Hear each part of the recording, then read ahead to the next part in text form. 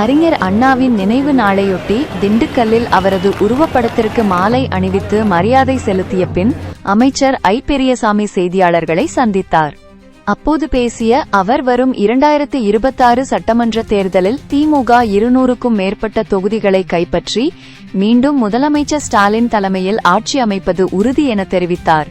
த.வே.க. தலைவர் விஜய் குறித்து எழுப்பப்பட்ட கேள்விக்கு பதிலளித்த அவர், விஜய் இன்னும் அரசியலுக்கே வரவில்லை, அவர் தற்போது வீட்டிற்குள்ளேயே முடங்கியிருக்கிறார் என்று விமர்சித்தார். தமிழக மக்கள் பல சினிமா அரசியலை பார்த்துவிட்டதாகவும் இனி அத்தகைய அரசியல் எடுபடாது என்றும் அவர் கூறினார். மேலும் கரூர் மாநாட்டு நெரிசலில் உயிரிழந்தவர்களை விஜய் நேரில் சென்று பார்க்காதது அவரது பொறுப்பற்ற தன்மையை காட்டுகிறது என்றும் சாடினார். தொடர்ந்து பேசிய அமைச்சர், திமுக என்பது அண்ணாவாலும் கலைஞராலும் செதுக்கப்பட்ட இரும்பு கோட்டை என்றும் தற்போதைய முதலமைச்சர் ஸ்டாலினுக்கு 70% மக்களின் ஆதரவு இருப்பதாகவும் குறிப்பிட்டார். எதிர்க்கட்சி தலைவர் எடப்பாடி பழனிசாமி மற்றும் பாஜக முன்னாள் மாநில தலைவர் அண்ணாமலை ஆகியோரின் விமர்சனங்களுக்கும் தனது பாணியில் அமைச்சர் ஐ. பெரியசாமி பதிலடி கொடுத்தார். அண்ணாமலையா